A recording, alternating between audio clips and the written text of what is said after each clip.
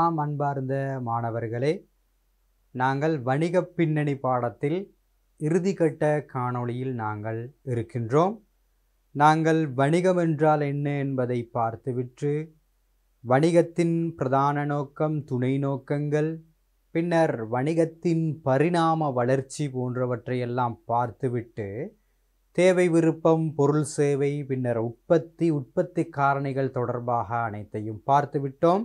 பின்னர் நாங்கள் அக்கறை செலுத்தும் பிரிவினர்கள் யார், அவர்களை நாங்கள் எவ்வாறு வரைவிலக்கணப்படுத்தலாம் என்பது தொடர்பாக முன்னர் உள்ள காணொளிகளில் நாங்கள் பார்த்திருந்தோம். அதில் மாணவர்களே, நாங்கள் உரிமையாளர், முகாமையாளர் மற்றும் ஊழியர்கள் அகத்தரப்பினர்களாக சொன்னோம். அதே போன்று நாங்கள் வாடிக்கையாளர், வழங்குனர், போட்டியாளர், நிதி நிறுவனங்கள், அரசாங்கம், சமூகம் போன்றன வெளியக தரப்பினர்களாக பார்த்திருந்தோம். இதில் நாங்கள் உரிமையாளராக நாங்கள் அவருக்கு சொன்ன வரைவிலக்கணம் வணிகத்தில் வளங்களை ஈடுபடுத்திய நபர் என்று சொன்னோம். முகாமையாளர் என்றால் அவர் உரிமையாளரின் தீர்மானங்களை நடைமுறைப்படுத்தக்கூடியவர் என்று சொன்னோம். ஊழியர் என்று பார்த்தோம். ஊழியர் என்பவர்கள் அவர்கள் செய்முறையில் அமுல்படுத்தக்கூடியவர்கள், தன்னுடைய செயற்பாடுகளை, முகாமையாளரின் செயற்பாடுகளை, கருமங்களை செயற்படுத்தக்கூடிய நபர்கள் என்று சொன்னோம். பின்னர் நாங்கள் வெளியக தரப்பினர்களுக்கு வந்தோம். வாடிக்கையாளர் அவர் வணிகத்திலிருந்து பொருட்கள் சேவைகளை கொள்வனவு செய்திருப்பார். எனவே அவருக்கு நாங்கள் வாடிக்கையாளர் என்று சொன்னோம். வழங்குனர் என்பது நாங்கள் ஒரு நிறுவனத்துக்கு, ஒரு வணிகத்துக்கு மூலப்பொருட்களையோ அல்லது சேவைகளையோ வழங்கிய நபர் வழங்குனர் என்று சொன்னோம். பின்னர் போட்டியாளர் என்று பார்த்தோம்.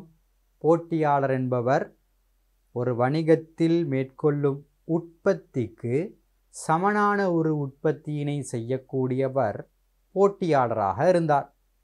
அதே போன்று நிதி நிறுவனங்கள் என்றால் என்ன என்று பார்த்தோம்.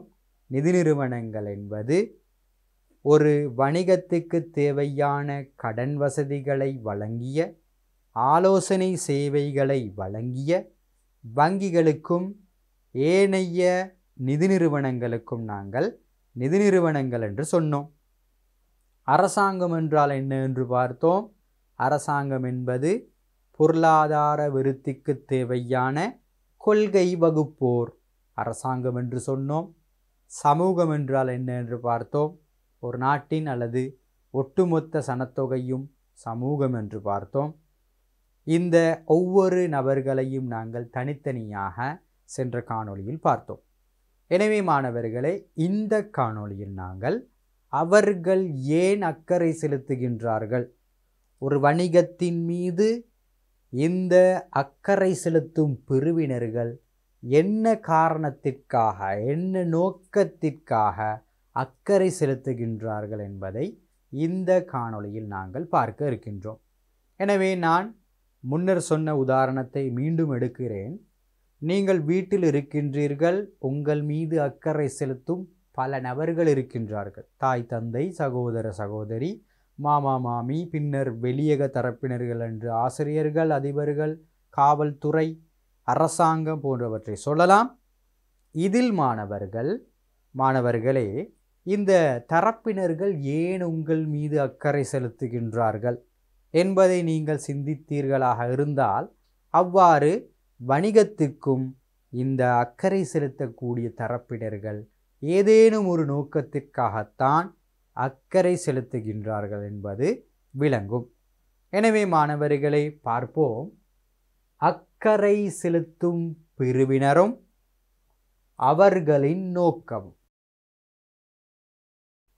எனவே அக்கறை செலுத்தும் பிரிவினர்கள் யார் யார் என்று நாங்கள் பார்த்துவிட்டோம். அக்கறை செலுத்தும் பிரிவினர்கள், அக்கறை செலுத்தும் பிரிவினர்கள் என்றால் எங்களுக்கு இப்பொழுது தெரியும். அதனை வைத்துக்கொண்டு நாங்கள் அவர்களின் நோக்கங்கள் என்ன என்பதை இங்கே பார்க்க போகிறோம்.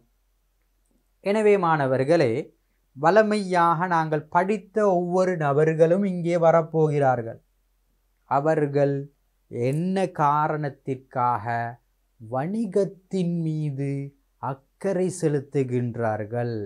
நான் ஒரு உரிமையாளராக இருந்தால் வணிகம் இருக்கிறது, அந்த வணிகத்தின் மீது ஏன் நான் அக்கறை கொள்கிறேன் என்று நாங்கள் இங்கே தனித்தனியாக ஒவ்வொரு நபராக மாறி நாங்கள் என்ன செய்ய போகிறோம்? இந்த விடயங்களை பார்க்க போகிறோம். முதலாவது, நான் உரிமையாளராக மாறப்போகிறேன். நான் ஒரு உரிமையாளராக இருந்தால் ஒரு வணிகத்தின் மீது ஏன் நான் அக்கறை செலுத்த வேண்டும்? எனது நோக்கம் என்ன என்பதை பார்க்க போகிறோம். பார்ப்போம். உரிமையாளர் அகதரப்பினரா அல்லது வெளியக தரப்பினரா? அகதரப்பினர், ஒரு நிறுவனத்திற்கு உள்ளே இருக்கக்கூடியவர். இவர் ஏன் அக்கறை செலுத்துகின்றார் என்பதை பார்ப்போம். பாருங்கள், முதலாவது, ஈடுபடுத்திய மூலதனத்தை பாதுகாத்தல். உரிமையாளர் என்பவர் வணிகத்தின் மீது தன்னுடைய சொத்துக்களை அல்லது வளங்களை ஈடுபடுத்திய நபர். எனவே அவர் ஈடுபடுத்தியதன் பின்னர் அவர் எதனை எதிர்பார்க்கிறார்? ஈடுபடுத்திய மூலதனத்தை பாதுகாக்க. உதாரணம், நான் 1,00,000 ரூபாவினை முதலீடு செய்திருக்கிறேன். 1,00,000 ரூபாவினை முதலீடு செய்தால் அந்த வணிகத்தில் எனக்கு மீண்டும் 1,00,000 ரூபா கிடைத்துவிட வேண்டும், அல்லது 1,00,000 ரூபாவினை விட கூடுதலான ஒரு தொகை எனக்கு கிடைக்க வேண்டும். அதை தான் நான் எதிர்பார்ப்பேன். அதைவிட குறைந்ததாக இருந்தால் நான் அதனை ஏற்றுக்கொள்ள விருப்பப்பட மாட்டேன். எனவே ஈடுபடுத்திய மூலதனத்தை பாதுகாத்தல், ஈடுபடுத்திய வளங்களை பாதுகாத்தல் என்பது அவர் உரிமையாளரின் ஒரு நோக்கமாக இருக்கும். எனவே ஈடுபடுத்திய மூலதனத்தை அவர் பாதுகாப்பதற்கு அவர் சிந்திப்பார். இப்பொழுது நான் உரிமையாளர் அல்லவா? நான் மூலதனத்தை இட்டிருக்கிறேன், ஒரு வணிகத்திற்கு நான் போட்டிருக்கிறேன். போட்ட மூலதனத்தை நான் பாதுகாத்து கொள்ள வேண்டும், மீண்டும் எனக்கு கிடைக்க வேண்டும் என்று நான் எதிர்பார்ப்பேன். அவ்வாறாக இருந்தால் அவருடைய நோக்கம் ஈடுபடுத்திய மூலதனத்தை பாதுகாத்தல். ஒரு நபருக்கு ஒரு நோக்கம் அல்ல, பல நோக்கங்கள் இருக்கலாம் அல்லவா? எனவே பார்ப்போம் தொடர்ந்து. போதிய அளவிலான லாபத்தை உழைத்தல். போதிய அளவிலான லாபத்தை உழைத்தல். அவர் ஈடுபடுத்திய மூலதனத்திற்கு போதிய அளவு லாபத்தை எதிர்பார்ப்பார். ஒரு உரிமையாளரின் மிக பிரதானமான ஒரு பிரதிபயன், மீண்டும் அவர் எதிர்பார்ப்பது பிரதானமான ஒரு பிரதிபயனாக இந்த லாபம் இருக்கிறது, ப்ராஃபிட் என்று சொல்லுவோம். எனவே இந்த லாபத்தினை உழைத்தல் என்பது உரிமையாளரின் ஒரு பிரதானமான ஒரு வகிபங்கு. எனவே லாபத்தை உழைத்தல், இங்கு போதிய அளவு லாபம் எனக்கு கிடைக்க வேண்டும் என்று இந்த உரிமையாளர் எதிர்பார்ப்பார். நான் ஒரு வணிகம், என் மீது ஒரு உரிமையாளர் என்ன செய்கிறார்? மூலதனத்தை தருகிறார். அதனை வைத்துக்கொண்டு நான் வணிக நடவடிக்கையில் ஈடுபடுகிறேன். ஈடுபட்டதன் பின்னர் வணிகம் லாபத்தினை உழைக்கும். அந்த லாபத்தினை நான், வணிகம் கட்டடமாக இருந்து கொண்டு நான் பயன்பெற முடியாது. எனவே லாபத்தினை உரிமையாளருக்கு நான் கொடுக்க வேண்டும். எனவே என்னுடைய லாபங்கள் அனைத்தும் உரிமையாளருக்கு சென்றடையும் அல்லவா? எனவே நான் உரிமையாளராக இருந்தால் நான் வணிகத்திடமிருந்து எதிர்பார்ப்பது என்ன? நான் ஈடுபடுத்திய மூலதனத்திற்கு போதிய அளவு லாபம் எனக்கு அதிலிருந்து கிடைக்க வேண்டும். அப்படி கிடைக்காவிட்டால் அந்த முதலீட்டில் எனக்கு எந்த ஒரு பிரயோசனமும் கிடையாது. எனவே நான் வேறொரு முதலீட்டு வழிமுறையை தெரிவு செய்திருக்கலாம், சேமிப்பு கணக்கில் வைத்திருக்கலாம். நிலையான வைப்பு கணக்கில் நான் வைத்திருக்கலாம். நான் அவ்வாறு செய்யாமல் ஒரு வணிகத்திற்கு நான் இதனை ஈடுபடுத்தியதற்கான காரணம் எனக்கு போதிய அளவு திருப்தியான லாபம் கிடைக்க வேண்டும் என்பதற்காக. எனவே ஒரு உரிமையாளர் என்ன நோக்கத்திற்காக மூலதனத்தை ஈடுபடுத்தினார்? போதிய அளவு லாபத்தினை பெற்றுக்கொள்வதற்காக. 2 விடயம். அடுத்த விடயத்தை பாருங்கள். எதிர்காலத்தில் வணிக நடவடிக்கைகளை அபிவிருத்தி செய்தல். ஒரு உரிமையாளர் பிரதானமான ஒரு நபர். அவர் வணிகத்தின் மீது மூலதனத்தை ஈடுபடுத்தியமைக்கான காரணம் என்ன? வணிகத்தில் லாபம் பெற வேண்டும். வணிகத்தின் லாபத்தை அதிகளவு பெற வேண்டுமாக இருந்தால் வணிகம் வினைத்திறனாக செயற்பட வேண்டும். அதற்கு அந்த வணிகம் அபிவிருத்தி செய்யப்படுதல் வேண்டும். எனவே வணிகம் அபிவிருத்தி அடைய அடைய வருமானம் கூடும். வருமானம் கூடினால் இலாபம் கூடும் அல்லவா? எனவே ஒரு உரிமையாளரின் நோக்கமாக எதிர்காலத்தில் வணிக நடவடிக்கைகளை அபிவிருத்தி செய்வதும் இருக்கும். எனவே ஒரு உரிமையாளர் வணிகத்தின் மீது ஏன் அக்கறை செலுத்துகின்றார் என்பதை கேட்டார்களாக இருந்தால், முதலாவது ஈடுபடுத்திய மூலதனத்தை பாதுகாப்பதற்கு அவர் எத்தனிப்பார். இரண்டாவது, போதிய அளவு லாபத்தினை நான் அதன் மூலம் பெற்றுக்கொள்ள வேண்டும். மூன்றாவது, எதிர்காலத்தில் வணிக நடவடிக்கையினை அபிவிருத்தி செய்வதற்கு நான் எதிர்பார்ப்பேன்.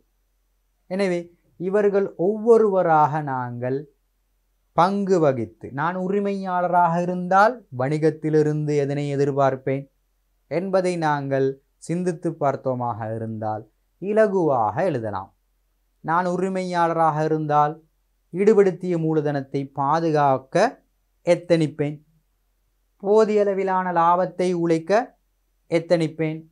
எதிர்காலத்தில் வணிக நடவடிக்கையினை அபிவிருத்தி செய்ய எத்தனிப்பேன். ஒரு வணிகம் ஒரே இடத்தில் இருப்பதனை விரும்புமா? எப்பொழுதுமே விரும்பாது. ஓரிடத்திலிருந்து படிப்படியாக என்ன செய்ய வேண்டும்? முன்னேற வேண்டும். எனவே ஒரு வணிகம் ஒரு படியிலிருந்து அடுத்த படிக்கு எவ்வாறு செல்வது என்பதனை அடிக்கடி ஆய்வு செய்து கொண்டு இருக்க வேண்டும். அவ்வாறு இருக்கும் பொழுதுதான் அபிவிருத்தி அடையலாம். எனவே இது யாருக்கு மிகவும் முக்கியமானதாக இருக்கும்? உரிமையாளருக்கு ஒரு மிக முக்கியமான ஒரு விடயமாக இருக்கும் மாணவர்களே. எனவே 3 விடயம் சொல்லுங்கள் பார்ப்போம். ஈடுபடுத்திய மூலதனத்தை பாதுகாக்க வேண்டும். போதிய அளவிலான திருப்திகரமான லாபத்தினை உழைத்து கொள்ள வேண்டும். எதிர்காலத்தில் வணிக நடவடிக்கையினை அபிவிருத்தி செய்ய வேண்டும். இந்த 3 விடயங்களும் தெரிந்திருந்தால் போதுமானது. அடுத்த விடயத்துக்கு செல்வோம். உரிமையாளரின் பின்னர் வரக்கூடிய அகத்தரப்பினர் யார்? சொல்லுங்கள் பார்ப்போம். முகாமையாளர். இப்பொழுது நான் ஒரு முகாமையாளராக மாறிவிட்டேன். நான் ஒரு முகாமையாளராக மாறி நான் எதனை வணிகத்திலிருந்து எதிர்பார்ப்பேன்? என்ன நோக்கத்துக்காக நான் அந்த வணிகத்துடன் நான் ஈடுபட்டு கொண்டிருக்கிறேன் என்பதை நான் தெரிந்திருக்க வேண்டும். பார்ப்போம். முகாமையாளர் இரண்டாவது அகத்தரப்பினர் என்று சொல்லுவோம்.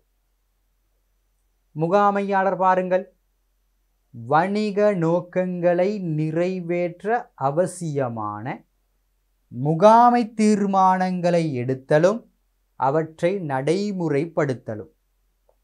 பாருங்கள், வணிக நோக்கங்களை நிறைவேற்றுவதற்கு அவசியமான ஒரு வணிகத்தின் நோக்கத்துக்கு சரியான முறையில் வணிக நடவடிக்கைகளை கொண்டு செல்பவர் முகாமையாளர். ஏற்கனவே பார்த்து விட்டோம். எனவே அவசியமான முகாமை தீர்மானங்கள். முகாமை தீர்மானங்கள் என்பது எவ்வாறு அந்த நடவடிக்கையை நான் வினைத்திறனாக மேற்கொள்வது என்பதாகும். எடுத்தலும் அவற்றை நடைமுறைப்படுத்தலும். அதனை நடைமுறைப்படுத்துவதற்கு எத்தனிப்பவர் யார்? இந்த முகாமையாளர். எனவே தொழில் அபிவிருத்தி என்றும் இருக்கு. பாருங்கள், தொழில் அபிவிருத்தி என்பது இரண்டாவது விடயம். நாங்கள் அதனை பார்ப்போம். முதலாவது, வணிக நோக்கங்களை நிறைவேற்ற தேவையான அவசியமான முகாமை தீர்மானங்களை எடுத்தலும் அவற்றை நடைமுறைப்படுத்துவதும் இந்த முகாமையாளர். எனவே நான் முகாமையாளராக இருந்தால் நான் ஒரு வணிகத்தின் மீது எதிர்பார்ப்பது என்ன? நான் அந்த வணிகத்தில் ஒரு முகாமையாளர். எனவே நான் எடுக்கக்கூடிய தீர்மானங்களை அந்த வணிகம் ஏற்றுக்கொள்ள வேண்டும். அதனை நடைமுறைப்படுத்தும் பொழுது எனக்கு இடைஞ்சலாக இருக்கக்கூடாது. எனவே அதற்காக நான் அந்த வணிகத்தில் எனக்கு ஒரு நட்பெயர் கிடைக்க வேண்டும் என்பதையெல்லாம் நான் இந்த வணிகத்திலிருந்து எதிர்பார்ப்பேன். இது இரண்டாவது விடயம் பிள்ளைகள். இரண்டாவது விடயம் என்ன? தொழில் அபிவிருத்தி. நான் சொன்னேன் அல்லவா, ஒரு நிறுவனத்தில் பல முகாமையாளர்கள் இருப்பார்கள். முதலாம் மட்டம், இரண்டாம் மட்டம், மூன்றாம் மட்டம், அல்லது நாங்கள் சொல்லுவோம் மேல் மட்டம், மத்திய மட்டம், கீழ் மட்டம். ஒரு கூம்பு வடிவில் நாங்கள் சொல்லலாம். உதாரணத்துக்கு இது மேல் மட்டம், மத்திய மட்டம், இது கீழ் மட்டமாக இருந்தால் ஒரு முகாமையாளர் கீழ் மட்டத்தில் இருக்கிறார். சாதாரணமாக மேற்பார்வை செய்வது மட்டும்தான் அவருடைய வேலை. சம்பளமும் குறைவு, 30,000 ரூபாய் சம்பளம். அவர் என்ன எதிர்பார்ப்பார்?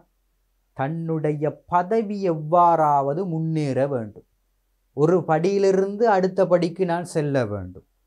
என்னுடைய தீர்மானங்களை ஏனைய முகாமையாளர்கள் ஏற்றுக்கொள்ள வேண்டும். அதற்கு நான் ஒரு படி உயர வேண்டும். என்னுடைய பதவியும் உயர வேண்டும், சம்பளமும் உயர வேண்டும். எனவே தொழில் அபிவிருத்தியினை இந்த முகாமையாளர்கள் எதிர்பார்ப்பார்கள். தொழில் அபிவிருத்தியினை முகாமையாளர்கள் என்ன செய்வார்கள்? எதிர்பார்ப்பார்கள். தொழில் திருப்தி, தொழிலின் மூலம் திருப்தி. சொல்லுங்கள் பார்ப்போம். ஒரு ஊழியராக இருந்தால் அவர் ஒரு தொழிலுக்கு செல்கிறார். அவர் எதனை அடிப்படையாக வைத்து திருப்தி அடைந்து விட்டேன் என்று சொல்வார்? சொல்லுங்கள் பார்ப்போம். சம்பளத்தை வைத்துக்கொண்டு. அதே போன்று ஒரு முகாமையாளரும் அவ்வாறு தான். சம்பளம், வேலை குறைவாக இருக்க வேண்டும், சலுகைகள் அதிகமாக வழங்க வேண்டும். இவ்வாறு இருந்தால் அந்த வேலை சொகுசான வேலை, திருப்தியான வேலை என்று நாங்கள் பழகிவிட்டோம் அல்லவா? எனவே மாணவர்களே, ஒரு முகாமையாளரும் அவ்வாறு தான். தொழில் திருப்தியினை இந்த வணிகத்திலிருந்து அவர் எதிர்பார்ப்பார். அவரின் நோக்கமாக இருக்கும் என்ன? எனக்கு அந்த தொழில் திருப்தியாக அமைய வேண்டும், நல்ல ஒரு தொழிலில் அபிவிருத்தி எனக்கு கிடைக்க வேண்டும். அதே போன்று என்னுடைய தீர்மானங்களை நடைமுறைப்படுத்துவதில் இவர்கள் இடையூறு செய்யக்கூடாது, என ஏற்றுக்கொள்ள வேண்டும் என்பதை நான் இந்த வணிகத்திலிருந்து எதிர்பார்ப்பேன். இங்கு நான் என்று சொல்வது, நான் ஒரு முகாமையாளராக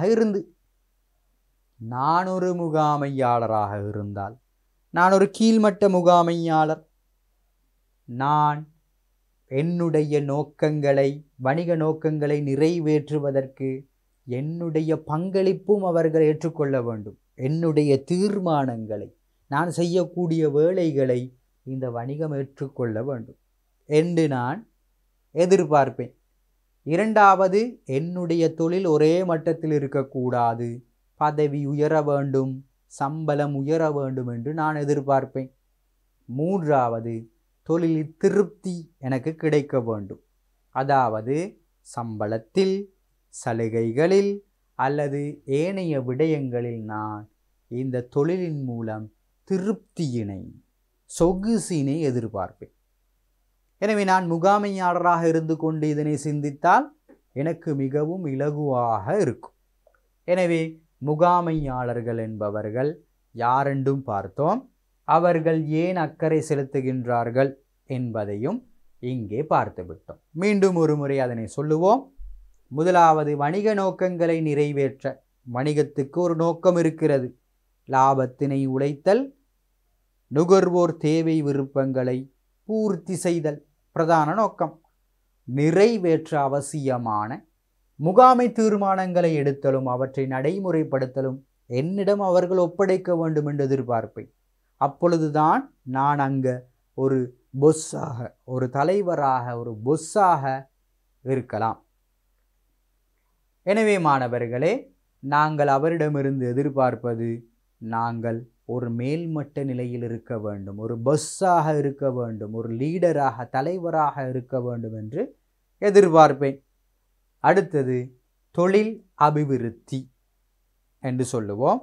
தொழில் அபிவிருத்தி என்பது நாங்கள் எங்களுடைய தொழிலில் அபிவிருத்தி அடைய வேண்டும். ஒரே மட்டத்தில் தேங்கி இருந்தால் எனக்கு அதில் பயன் கிடையாது.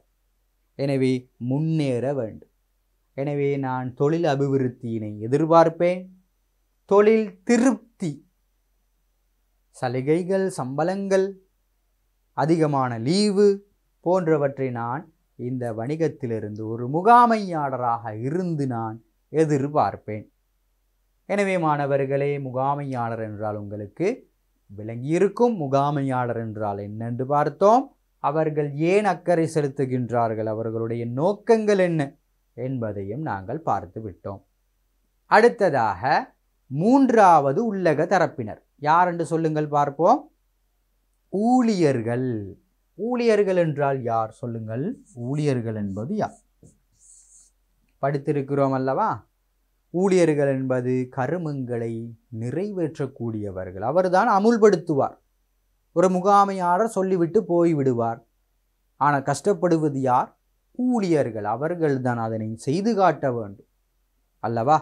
எனவே அவர்கள் ஏன் இந்த வணிகத்தின் மீது அக்கறை செலுத்துகின்றார்கள்? அவர்களுடைய நோக்கம் என்னவாக இருக்கும்? நல்ல ஒரு சம்பளத்தை பெற வேண்டும். ஆம், திருப்தியான சம்பளம் இருக்க வேண்டும். தொழிலில் பாதுகாப்பு இருக்க வேண்டும். தொழிலில் பாதுகாப்பு இல்லாவிட்டால் நான் தொழிலுக்கு செல்ல மாட்டேன் அல்லவா? எனவே பார்ப்போம்.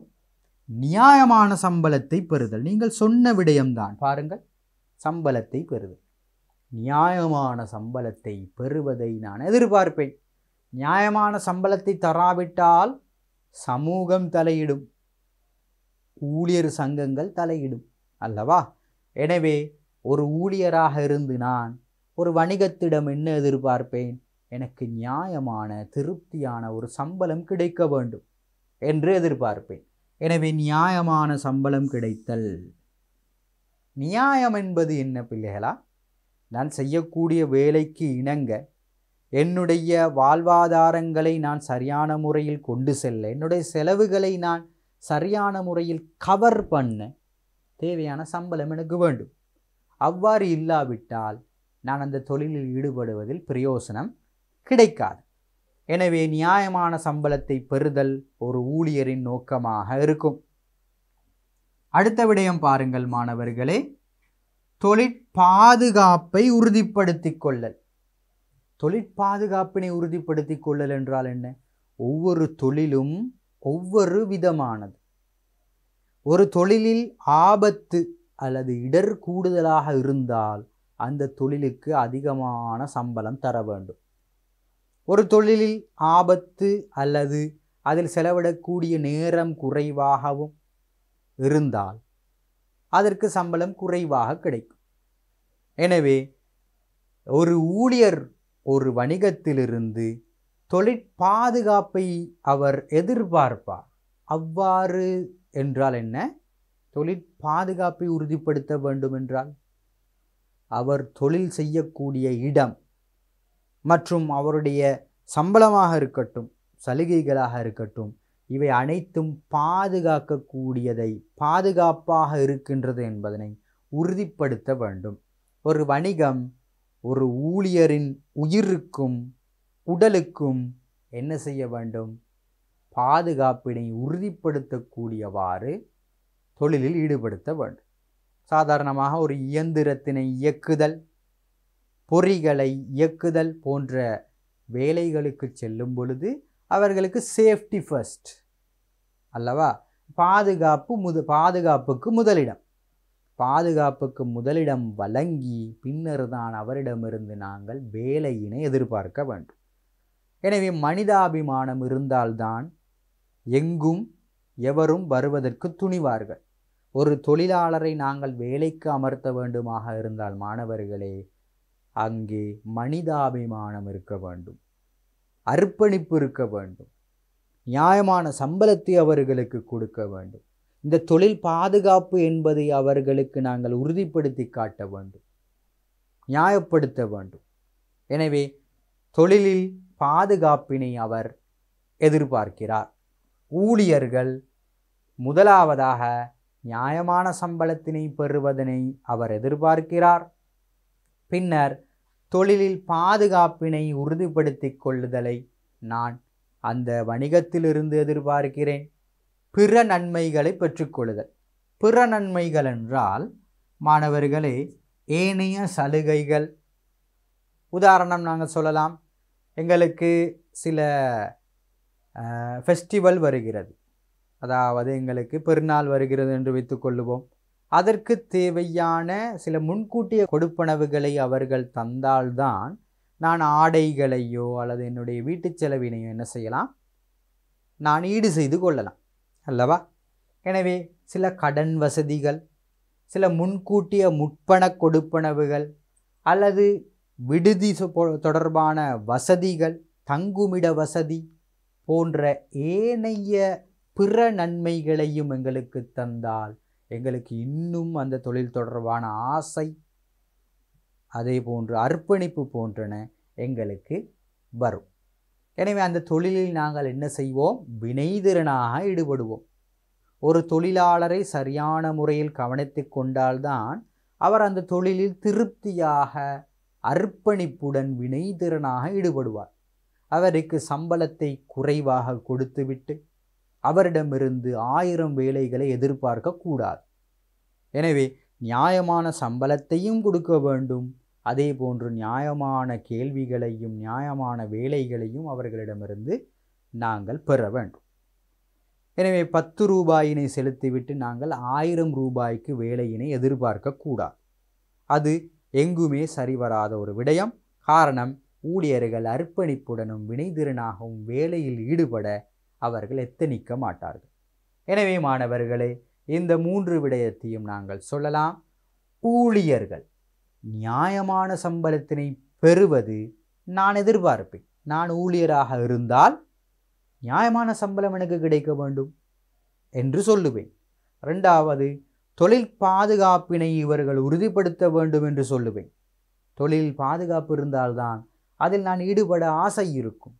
தொழிலில் பாதுகாப்பு இல்லாவிட்டால் அதுக்கு நான் செல்வதற்கு பயப்படுவேன், தொழிலில் விட்டு நான் விலகி விடுவேன். எனவே தொழிற் பாதுகாப்பினை அவர்கள் உறுதிப்படுத்த வேண்டும் என்று எதிர்பார்ப்பேன். பிற நன்மைகளையும் எங்களுக்கு தர வேண்டும். ஏனைய நிறுவனங்களில் சலுகைகள், நன்கொடைகள், முற்பண கொடுப்பனவுகள் எல்லாம் வழங்குகின்ற பொழுது எங்களுக்கு இல்லாவிட்டால் ஒரு விரக்தி ஏற்படும். எனவே அதனையும் நான் ஒரு வணிகத்திலிருந்து எதிர்பார்ப்பேன். எனவே ஊழியர்கள் தொடர்பாக நாங்கள் அக்கறை செலுத்துவதற்கான காரணங்களை அல்லது அவர்களின் நோக்கங்களை நாங்கள் பார்த்துவிட்டோம். மீண்டும் அதே விடயத்தை சொல்கிறேன். நாங்கள் ஒவ்வொருவராக இருந்து எங்களுடைய பங்குகளை, வகை பங்குகளை மாற்றி மாற்றி நாங்கள் பார்க்கும் பொழுது இதை இலகுவாக நாங்கள் விடையினை கொடுக்கலாம் அல்லவா? முன்னர் நான் உரிமையாளராக இருந்து எதனை எதிர்பார்த்தேன், முகாமையாளராக இருந்து எதனை எதிர்பார்த்தேன், இப்பொழுது ஊழியராக இருந்து நான் வணிகத்திலிருந்து எதனை எதிர்பார்க்கிறேன் என்பதையும் பார்த்துவிட்டோம். இவர்கள் மூவரும் மாணவர்களே நாங்கள் சொல்லுவோம் அகத்தரப்பினர்கள். அகத்தரப்பினர்கள் ஒரு வணிகத்திற்கு உள்ளே இருந்து வணிகத்துக்கு தனது செயற்பாட்டையும் வழங்கி அவர்களிடமிருந்து நாங்கள் என்ன எதிர்பார்த்தோம் ஒவ்வொரு நபராக பார்த்துவிட்டோம். இப்பொழுது வெளியக தரப்பினருக்கு செல்வோம். வெளியக தரப்பினர் என்பது ஒரு வணிகத்துக்கு வெளியே. நாங்கள் இங்கே படிக்கின்ற ஒவ்வொரு விடயமும் மாணவர்களே வணிகத்தோடு தொடர்பு பட்டதாகத்தான் இருக்க வேண்டும். காரணம், இது வணிக கல்வி அல்லவா? எனவே வணிகத்தோடு தொடர்பு படுத்தி நாங்கள் என்ன செய்ய வேண்டும், ஒவ்வொன்றையும் படிக்க வேண்டும். எனவே வாடிக்கையாளருக்கும் பின்னர் வணிகத்துக்கும் இடையிலான தொடர்பினை இப்பொழுது பார்ப்போம். வெளியக தரப்பினர் முதலாவது. வெளியக தரப்பினரில் முதலாவது விடயம் வாடிக்கையாளர். வாடிக்கையாளர் என்பவர் யார்? வணிகத்திலிருந்து பொருட்களையும் அல்லது சேவைகளையும் பெற்றுக்கொண்ட நபருக்கு நாங்கள் சொல்லுவோம் வாடிக்கையாளர் என்று. இந்த வாடிக்கையாளராக நான் இருந்தால் நான் வணிகத்திடமிருந்து எதனை எதிர்பார்ப்பேன்? சொல்லுங்கள் பார்ப்போம். நான் ஒரு வாடிக்கையாளர், ஒரு கடைக்கு சென்றால் நான் எதனை எதிர்பார்ப்பேன்? குறைவான விலை என்று சொல்கிறீர்கள். ஓகே, வேறு நாங்கள் எதனை சொல்லலாம்? தரமான பொருட்களை எதிர்பார்ப்போம். காலாவதியாகாத பொருட்களை நாங்கள் எதிர்பார்ப்போம். வேறு என்ன எதிர்பார்ப்போம்? நியாயமான விலையில் கிடைக்க வேண்டும் என்று எதிர்பார்ப்போம். வேறு என்ன எதிர்பார்ப்போம்? வியாபாரிடமிருந்து சுமூகமான ஒரு தொடர்பினை எதிர்பார்ப்போம். இவற்றை அனைத்தையும் சொல்லலாம் அல்லவா?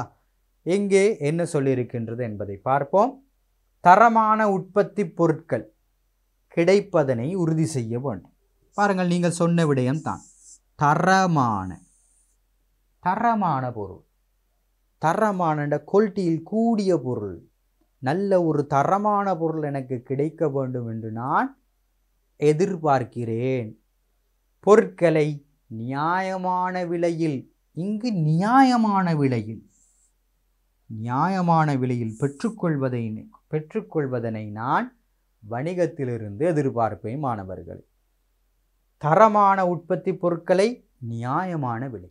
நியாயமான விலை என்பது பொருளுக்கு ஏற்ற விலை இருக்க வேண்டும். ஒரு பொருளை வைத்துவிட்டு அதிகூடிய விலையை கூறினால் நாங்கள் எடுக்க மாட்டோம். அதே போன்று ஒரு பொருளுக்கு அவர் மிக குறைந்த விலையையும் அடிக்க மாட்டார். எனவே அந்த பொருளுக்கு ஏற்ற வகையில் ஒரு நியாயமான ஒரு விலை இருக்கும். அந்த விலையில் எங்களுக்கு ஒரு தரமான பொருள் கிடைக்க வேண்டும். தரமற்ற பொருள் நாங்கள் விலை குறைவுக்கு வாங்கினால் அதில் பிரயோசனம் கிடையாது. ஏனென்றால் அதனை குறுங்காலத்தில் பயன்படுத்துவோம், அதில் பெறக்கூடிய பயன்களை நாங்கள் பூரணமாக பெற முடியாது. எனவே தரமான ஒரு பொருளை நாங்கள் நியாயமான முறையில் பெற்றுக்கொள்வதற்கு நாங்கள் எத்தனிக்க வேண்டும்.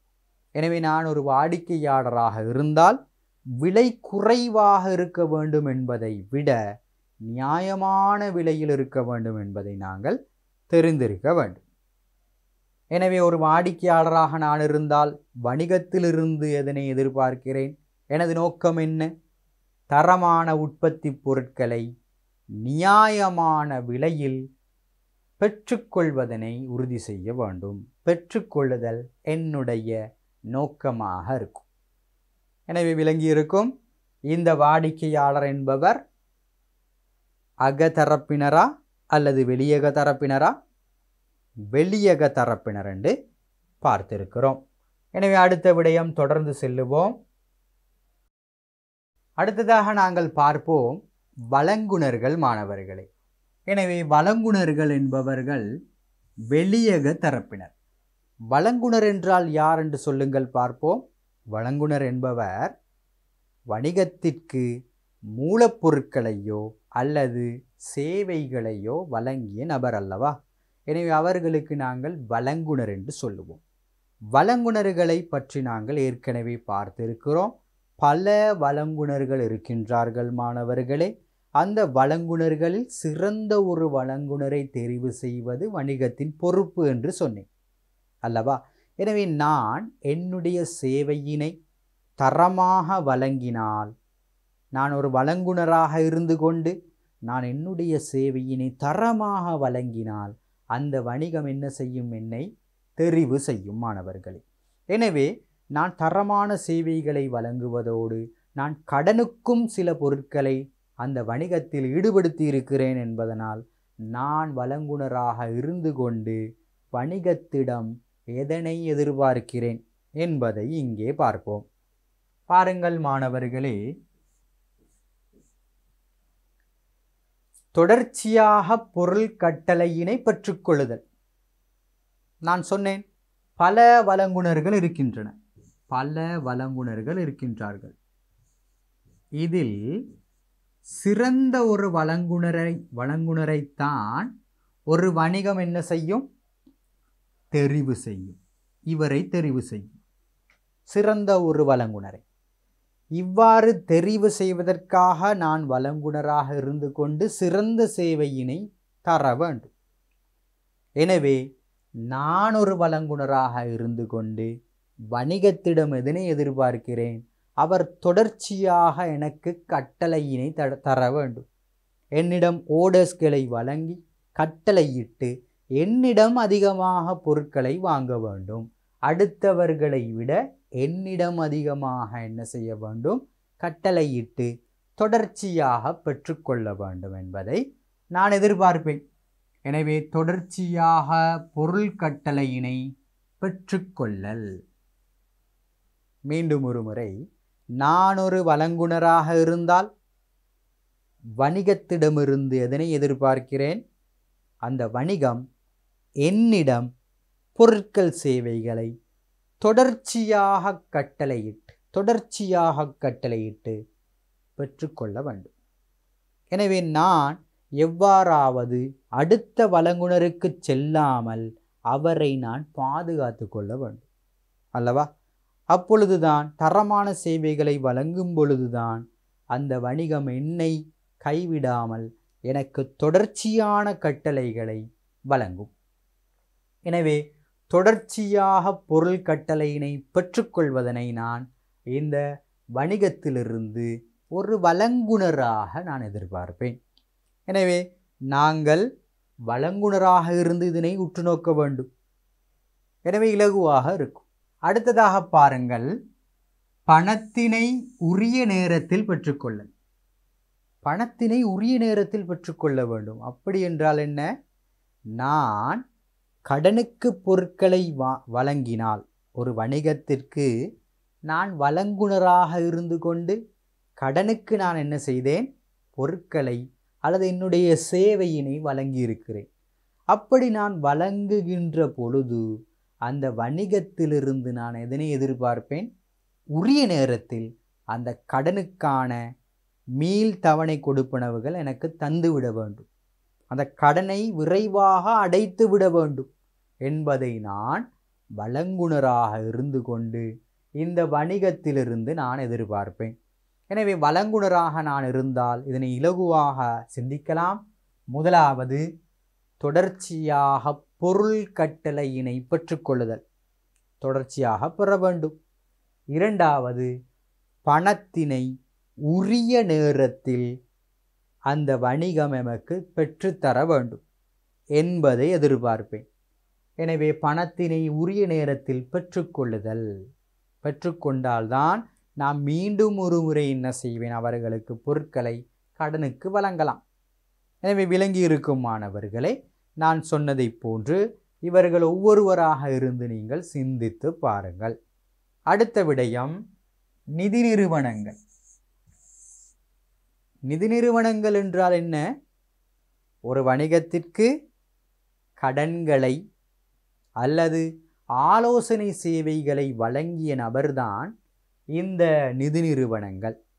இவர் நிதி தொடர்பான நடவடிக்கையில் வணிகத்துக்கு உதவி செய்திருக்கிறார். வங்கிகளை உதாரணமாக சொன்னோம். எனவே இவர்கள் எதனை எதிர்பார்க்கின்றார்கள் என்பதை பார்ப்போம். பாருங்கள், அவர்கள் கடன்களை வணிகத்துக்கு வழங்கியிருக்கிறார். நான் நிதி நிறுவனமாக இருந்தால் வணிகத்துக்கு கடன்களை வழங்கியிருக்கிறேன். பாருங்கள், வழங்கப்பட்ட கடன்களை உரிய காலத்தில் மீள அறவிட்டு கொள்ளுதல் இலகுவான ஒன்று. வழங்கப்பட்ட கடன்களை உரிய காலத்தில் மீள எடுத்துக் கொள்ளுதல். எனவே நான் ஒரு வருடத்துக்கு கடனை கொடுத்திருந்தால் அந்த ஒரு வருடத்திற்கு உள் தவணை முறையில் அந்த கடன்கான மீள கொடுப்பனவுகளை எடுத்துக்கொள்ள வேண்டும். எனவே ஒரு வங்கி எதிர்பார்க்கும், நான் கொடுத்த கடனை அவன் மீண்டும் உரிய காலத்தில் எனக்கு தந்துவிட வேண்டும் என்பதை எதிர்பார்ப்பேன்.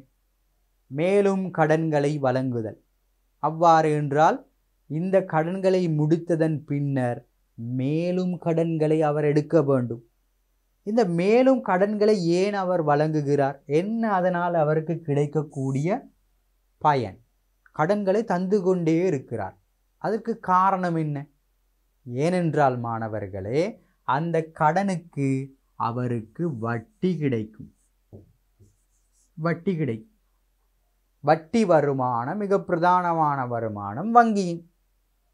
எனவே கடன்களை அவர் தாராளமாக தருவார். ஆனால் அதற்கு நாங்கள் வட்டியினை செலுத்தி கொண்டிருக்க வேண்டும். எனவே அந்த பயனுக்காகத்தான் இவர் மீண்டும் கடனை எடுக்க வேண்டும் என்பதை நான் நிதி நிறுவனமாக இருந்து கொண்டு எதிர்பார்க்கிறேன். எனவே மாணவர்களே, மீண்டும் வருவோம். வழங்கப்பட்ட கடன்களை உரிய காலத்தில் மீளெடுத்துக்கொள்ளுதல், மேலும் கடன்களை வழங்குதல். அவருக்கு என்ன ஒரு தேவை ஒன்று இருக்கிறதா கடன் வழங்கி கொண்டு இருப்பதற்கு? அல்ல. அவருக்கு வட்டி கிடைப்பதன் காரணமாக கடன்களை வழங்குவதற்கு அவர் எதிர்பார்த்து கொண்டிருக்கிறார். எனவே மாணவர்களே, நிதி நிறுவனங்கள் என்றால் விளங்கியிருக்கும். அவர்கள் ஏன் அக்கறை செலுத்துகின்றார்கள் என்பதும் உங்களுக்கு விளங்கி இருக்கும். அடுத்த விடயம் அரசாங்கம் அல்லது அரசு என்று சொல்லுவோம். அரசாங்கம் என்றால் என்ன? ஒரு பொருளாதார விருத்திக்கு கொள்கையினை வகுத்தவருக்கு சொல்லுவோம் அரசாங்கம் என்று. கொள்கையினை வகுப்போர் அரசாங்கம்.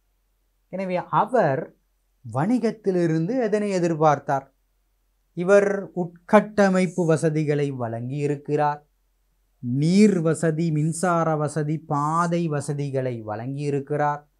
எனவே அவர் வணிகத்திலிருந்து அதற்காக எதனை எதிர்பார்க்கிறார் என்பதை பார்ப்போம். பெற வேண்டிய வரி வருமானங்களை சரியான முறையில்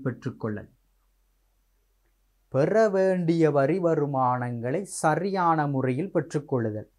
நான் முன்னர் சொன்னேன், வருமான வரி ஒவ்வொரு நபரும் உழைக்கக்கூடிய வருமானத்திலிருந்து ஒரு பகுதியினை நாங்கள் அரசாங்கத்துக்கு செலுத்த வேண்டும். எனவே அது குறிப்பிட்ட ஒரு தொகை இருக்கிறது. அந்த தொகைக்கு மேல் நாங்கள் உழைத்தோமாக இருந்தால் நாங்கள் அரசாங்கத்துக்கு வரியினை செலுத்த வேண்டும்.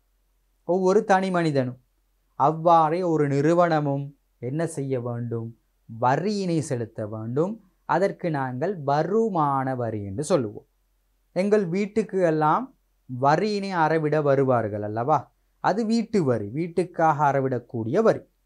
நிறுவனங்களில் அறவிடப்படுகின்ற வரி நிறுவன வருமான வரி என்று சொல்லுவோம்.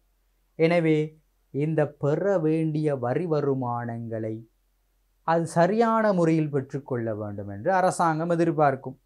நான் ஒரு அரசாங்கம், வணிகத்துக்கு பல சேவைகளை கொடுத்திருக்கிறேன். நான் அவரிடமிருந்து சரியான முறையில் எனக்கு வருமான வரியை செலுத்த வேண்டும் என்பதை எதிர்பார்ப்பேன். எனவே பாருங்கள், பெற வேண்டிய வருமான வரிகளை சரியான முறையில் பெற்றுக்கொள்ளுதல் எதிர்பார்க்கிறேன். அடுத்த விடயம் தொழில் வாய்ப்புகளை ஏற்படுத்தல். தொழில் வாய்ப்புகளை ஏற்படுத்தல் என்றால் என்ன?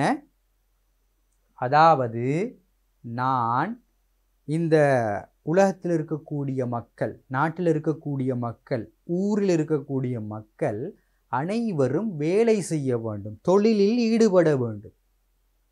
இந்த தொழிலில் ஈடுபடுவதற்கும் அரசாங்கத்துக்கும் என்ன தொடர்பு?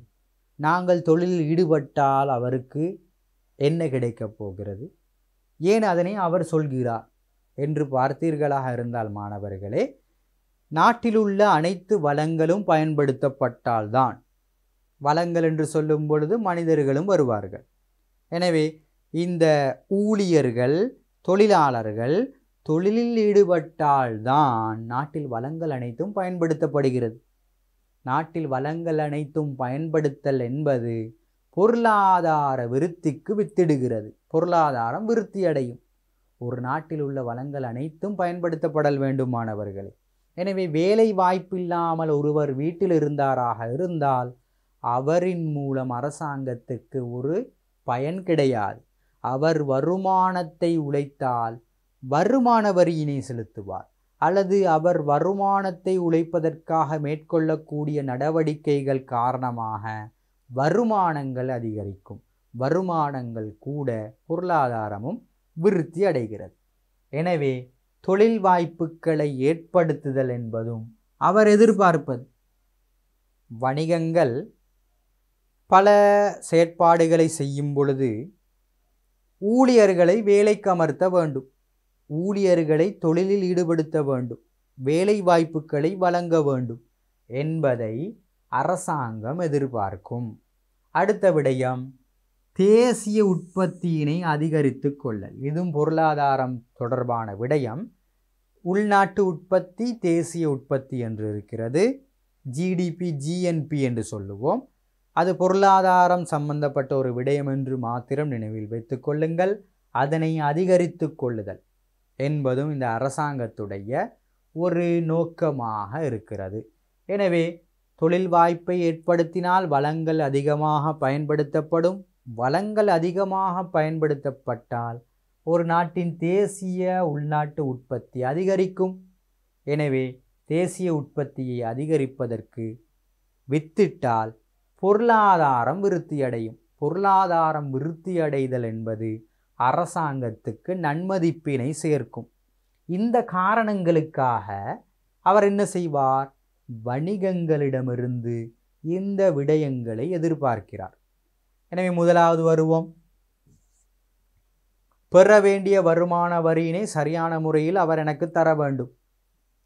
இரண்டாவது, தொழில் வாய்ப்புகளை ஏற்படுத்தி மக்களுக்கு வருமானங்களை, சம்பளங்களை கொடுக்க வேண்டும். மூன்றாவது, தேசிய உற்பத்தியினை அதிகரித்து கொள்ள என்ன செய்ய வேண்டும்? இந்த அரசாங்கங்கள் வேலையில் ஈடுபட வேண்டும். எனவே அதனை ஒரு அரசாங்கம் வணிகத்திலிருந்து எதிர்பார்த்து கொண்டே இருக்கும் மாணவர்களே. எனவே உங்களுக்கு விளங்கியிருக்கும். அடுத்ததாக நாங்கள் போட்டியாளருக்கு செல்வோம். போட்டியாளர் என்பவர் யார்? ஒரு வணிகம் உற்பத்தி செய்யும் பொருளுக்கும் சேவைகளுக்கும் சமமான உற்பத்தியினை, சமமான பொருளினை, சேவையினை வழங்கும் அல்லது சந்தைப்படுத்தும் ஒரு நிறுவனம் போட்டியாளர். ஒரு போட்டியாளராக இருந்து இன்னொரு போட்டியாளரிடமிருந்து நான் எதிர்பார்ப்பது என்ன? எனக்கு இன்னொரு போட்டியாளர் அந்த வணிகம். ஒரு வணிகத்துக்கு ஒரு போட்டியாளர் நான், இருவரும் போட்டியாளர்கள். நான் போட்டியாளராக இருந்தால் வணிகத்திலிருந்து எதனை எதிர்பார்க்கிறேன் என்பதை பார்ப்போம். பாருங்கள், தமது உற்பத்தி பொருட்களின் விலைகளை தீர்மானித்தல். தமது உற்பத்தி பொருளின் விலையினை தீர்மானிப்பதற்கும் போட்டியாளருக்கும் என்ன தொடர்பு? நான் விலையினை தீர்மானிப்பதற்கும் அவரின் நடவடிக்கைக்கும் என்ன தொடர்பு இருக்கிறது? மாணவர்களே, அவரின் செயற்பாடுகள், அவரின் நுட்பங்கள், அவர் கையாளும் விதம் என்பவற்றை நான் பார்த்து கொண்டிருப்பேன். எனவே அவரிடமிருந்து சில விடயங்களை நான் கற்றுக்கொள்வதற்கு எத்தனிப்பேன். எனவே அவரிடமிருந்து நான் விலையை தீர்மானிப்பேன். அவர் 100 ரூபாய் என்று சொன்னால் நான் 95 ரூபாய்க்கு விற்பனை செய்ய போகிறேன். அதுக்கு சிறந்த ஒரு உதாரணமானவர்களே, முன்னர் இந்த சிம் கார்டுகள், இந்த டயலாக் சிம் வலையமைப்பானது முன்னர் 2000 ரூபாய், 1500 ரூபாவுக்கு விற்பனை செய்யப்பட்டு கொண்டிருந்தது. காரணம், அந்த நிறுவனம் மட்டும்தான் இருந்தது என்பதனால்.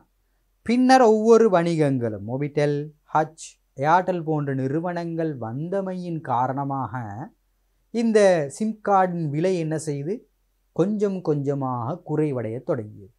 500 ரூபாய், 400 ரூபாய், 200 ரூபாய், 100 ரூபாய், இப்பொழுது இலவசம் என்றும் வந்துவிட்டது. 100 ரூபாயினை கொடுத்தால் அதுக்கான பயன் எங்களுக்கு கிடைத்துவிடும். அதே போன்று அந்த சிம் கார்டும் நமக்கு கிடைத்துவிடும். இதற்கான காரணம் என்ன? காரணம், இந்த போட்டி நிறுவனங்கள் வந்தமையினார். போட்டி நிறுவனங்கள் எதுவுமே இல்லாவிட்டால் அந்த பொருளின் விலை அதே நிலைமையில் இருந்திருக்கும். அந்த சேவையின் விலை அதே நிலைமையில் 2000 ரூபாவாக இருந்திருக்கும். எனவே போட்டி நிறுவனங்கள் வருவதனால் அனைவரும் கூடி தீர்மானித்து கொள்ள முடியும் இதன் சரியான விலை, கட்டுப்பாட்டு விலை இதுதான் என்பதை தீர்மானித்து கொள்ள முடியும். எனவே தமது உற்பத்தி பொருட்களின் விலையினை தீர்மானிக்க போட்டியாளர் வேண்டும். எனவே ஒரு போட்டியாளராக நான் இருந்து கொண்டு அந்த வணிகத்திலிருந்து எதிர்பார்ப்பேன், நான் விலையினை தீர்மானிப்பதற்கு அவர் உதவி செய்ய வேண்டும். அதாவது அவரிடமிருந்து நான் கற்றுக்கொள்வேன். எனவே முதலாவது விடயம். இரண்டாவது, ஏனைய வணிகங்களது கருமங்கள் நடைபெறும் முறைகள் தொடர்பாக தகவல்களை அறிந்து கொள்ள. அதாவது இப்பொழுது பலவிதமான கையடக்க தொலைபேசிகள் இருக்கின்றது அல்லவா? முன்னர் என்ன செய்தார்கள்?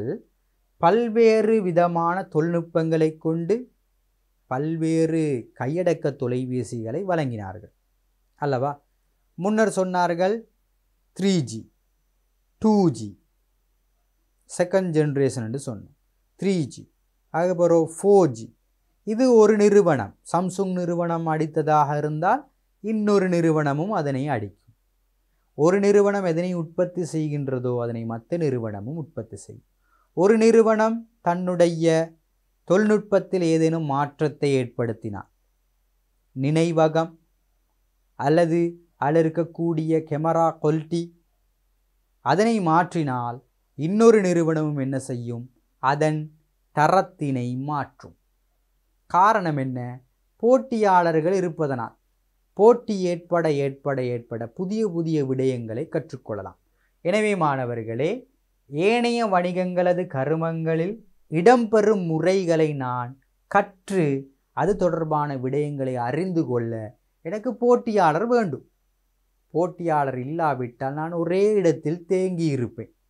எனவே மாணவர்களே பாருங்கள், ஏனைய வணிகங்களது கருமங்கள் எப்படி நடைபெறும் என்ற முறையினை நான் அறிந்து கொள்ளலாம்.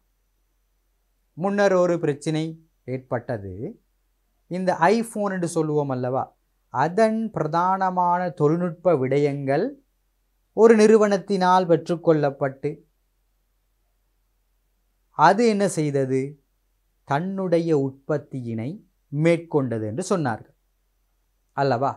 இவ்வாறு எப்படியாவது ஒரு நிறுவனம் அடுத்தவர்களுடைய தொழில்நுட்பத்தினை நுட்பங்களை கற்று அது போன்று செய்வதற்கு எத்தனித்து கொண்டே இருக்கும். எனவே நாங்கள் புதிய வகையான ஒரு விடயத்தினை அறிமுகம் செய்கின்ற பொழுது அதனை பாதுகாப்பாக இரகசியமாக பேணுதலும் வேண்டும். அப்பொழுதுதான் எங்களுடைய விற்பனையினை அதிகரித்து கொள்ளலாம். அதே போன்று ஏனைய நிறுவனங்களும் அது என்ன தொழில்நுட்பத்தினை அறிமுகப்படுத்த போகிறது, அதை விட ஒருபடி மேல் நான் இருக்க வேண்டும் என்பதனையும் நான் சிந்தித்து கொண்டு இருக்க வேண்டும். எனவே இரண்டு விடயங்களும் நடைபெற வேண்டும். மாணவர்களே, தமது உற்பத்தி பொருட்களின் விலையினை தீர்மானிக்க போட்டியாளர் தேவை. ஏனைய வணிகங்களது கருமங்கள் நடைபெறும் முறை பற்றி தகவல்களை அறிந்து கொள்ள போட்டியாளர் தேவை. போட்டி நிலைமைகளுக்கு முகங்கொடுத்தல். போட்டி நிலைமைகளுக்கு முகங்கொடுத்தல் என்றால் என்ன? அதாவது சந்தையில் பல போட்டிகள் இடம்பெறும், ஒரே வகையான உற்பத்தி. எனவே இந்த போட்டிக்கு சவால்களுக்கு முகங்கொடுக்கிறதுக்கு நான் வந்தேனாக இருந்தால், முகங்கொடுப்பதற்கு நான் எத்தனித்தேனாக இருந்தால் அங்கு விற்பனை அதிகரிக்கும், வருமானம் கூடும்.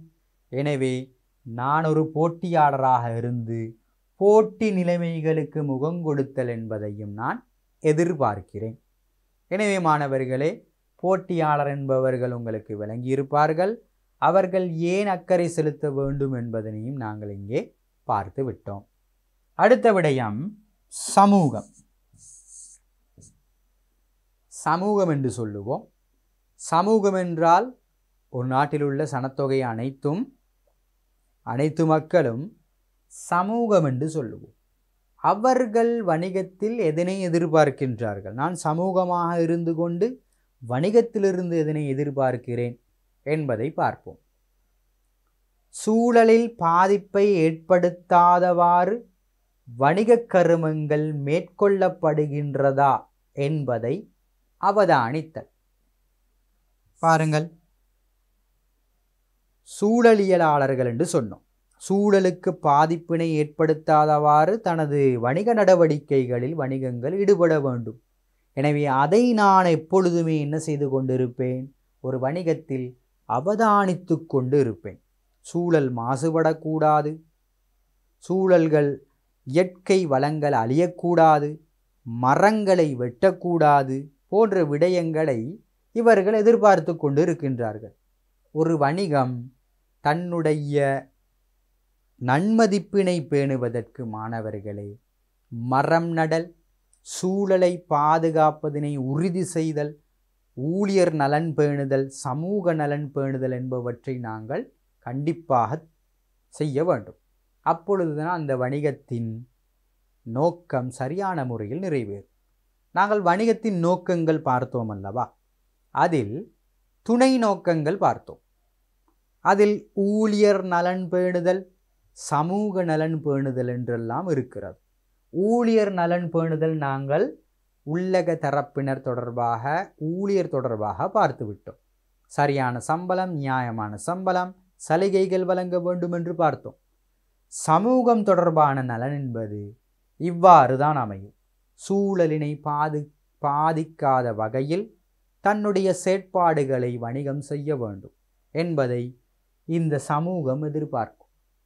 அதே போன்று பாருங்கள், சமூக நலனின் அக்கறையுடன் செயற்படுகின்றார்களா என்பதை அறிதல். சமூக நலனில், அதாவது நாங்கள் மதம் சம்பந்தப்பட்ட வழிபாட்டு தலங்களுக்கு அல்லது கலாச்சாரங்கள் சீர்குலையாத வண்ணம் இந்த நாட்டின் பொருளாதாரத்துக்கு ஏற்ற வகையில் சட்டத்துக்கு முரணாக இன்றி சட்டத்துக்கு இணங்க ஒரு வணிகம் செயற்படுகின்றதா என்பதை இவர்கள் எதிர்பார்ப்பார்கள். எனவே சமூகத்துக்கு ஏற்ற வகையில் ஒரு வணிகம் என்ன செய்ய வேண்டும், தன்னுடைய நடவடிக்கையில் ஈடுபட வேண்டும். எனவே இந்த சமூகம் இந்த விடயங்களை என்ன செய்கின்றது, ஒரு வணிகத்திலிருந்து எதிர்பார்க்கிறது மாணவர்களே. எனவே நாங்கள் இந்த வழங்குனர், நிதி நிறுவனம், அரசாங்கம், போட்டியாளர்கள், சமூகம் மற்றும் வாடிக்கையாளர்கள் தொடர்பாக நாங்கள் பார்த்தோம். இப்பொழுது நாங்கள் அடுத்த விடயத்திற்கு செல்வோம். பாருங்கள், அக்கறை செலுத்தும் பிரிவினர்களிடமிருந்து வணிகம் எதிர்பார்க்கும் பங்களிப்புகள். வணிகம் எதிர்பார்க்கும் பங்களிப்புகள். நாங்கள் அக்கறை செலுத்தும் நபர்களை பார்த்தோம். பின்னர் அக்கறை செலுத்தும் நபர்கள் ஏன் வணிகத்தின் மீது அக்கறை செலுத்துகின்றார்கள் என்பதை பார்த்தோம். இப்பொழுது ஒரு வணிகமாக நாங்கள் இருந்து நாங்கள் அக்கறை செலுத்தும் பிரிவினர்களிடமிருந்து எதனை எதிர்பார்க்கிறோம் என்பதை பார்க்க போகிறோம். அதாவது நான் ஒரு வணிகம், உரிமையாளரிடமிருந்து நான் எதனை எதிர்பார்க்கிறேன் அல்லது அவரின் பங்களிப்பு என்ன என்பதை நாங்கள் இங்கே பார்க்க போகிறோம். பார்ப்போம் மாணவர்களை. முதலாவது உரிமையாளர். அதே தரப்பினர்கள். உரிமையாளர் என்பவர் உள்ளக தரப்பினர். அவர் இந்த வணிகத்துக்கு எதனை செய்கிறார், அவருடைய இந்த வணிகத்துக்கான பங்களிப்பு என்ன என்பதை பார்க்க போகிறோம். எனவே ஒரு வணிகமாக இருந்து கொண்டு இந்த உரிமையாளர் என்ன செய்ய வேண்டும் என்பதை நான் இங்கே பார்க்க வேண்டும். பாருங்கள், முதலாவது தேவையான அளவு மூலதன பங்களிப்பினை பெற்றுக்கொள்ள. மூலதனத்தினை இடுவது யார்? உரிமையாளர். எனவே உரிமையாளரிடமிருந்து ஒரு வணிகம் எதனை எதிர்பார்க்கிறது? தேவையான அளவு மூலதனத்தை எனக்கு உரிமையாளர் தர வேண்டும். தேவையான அளவு மூலதனத்தை உரிமையாளர் எனக்கு தர வேண்டும் என்று எதிர்பார்க்கிறது. அடுத்த விடயம், வணிக கருமங்களை ஈடுபாட்டுடனும் அர்ப்பணிப்புடனும் மேற்கொள்ளல். இவர் வணிக நடவடிக்கை மீது தாக்கம் செலுத்துவார், லாபங்களை பெற்றுக்கொள்வார். எனவே வணிக நடவடிக்கை மீது தாக்கம் செலுத்துவதனால் வணிக கருமங்களை ஈடுபாட்டுடனும் அர்ப்பணிப்புடனும் வினைத்திறனான முறையில் நடைபெறுவதற்கு இவர் என்ன செய்யணும்? பங்களிப்பு செய்ய வேண்டும். மூன்றாவது, வணிகச் செயற்பாடுகளை பரிசீலனை செய்தல். இந்த உரிமையாளர் அடிக்கடி இந்த வணிகத்திற்கு உட்புகுந்து இந்த செயற்பாடுகள் சரியான முறையில் இடம்பெறுகிறதா, ஏதேனும் விலகல்கள் விரிசல்கள் ஏற்படுகின்றதா என்பதை இவர் பார்க்க வேண்டும். அவ்வாறு பார்த்தால்தான் அந்த நிறுவனம் சரியான முறையில் இலக்கை நோக்கி செல்லும், லாபத்தினை அதிகமாக உழைக்கலாம். எனவே அந்த ஈடுபாட்டினையும் ஒரு வணிகம் உரிமையாளரிடமிருந்து எதிர்பார்க்கும். இங்கு வணிகம் என்பது பிள்ளைகளா அந்த நடவடிக்கைக்கு நாங்கள் சொல்லுவோம். எனவே உற்பத்தி செய்தல் விநியோகம் செய்தல் தொடர்பான நடவடிக்கை நாங்கள் வணிகம் என்று சொன்னோம். எனவே நாம் ஒரு வணிகமாக இருந்தால், உரிமையாளர் வேறு ஒரு அலகாக இருந்தால் அவரிடமிருந்து அதனை எதிர்பார்க்கிறேன். எனவே முதலாவது, தேவையான அளவு மூலதன பங்களிப்பினை அவரிடமிருந்து பெற்றுக்கொள்ள வேண்டும். வணிக கருமங்களை ஈடுபாட்டுடனும் அர்ப்பணிப்புடனும் இவர் எங்களுக்கு செய்ய வேண்டும். நான் வணிகமாக இருந்தால் வணிக செயற்பாடுகளை அவர் அடிக்கடி வந்து பரிசீலனை செய்ய வேண்டும் என்பதை நான் எதிர்பார்க்கிறேன்.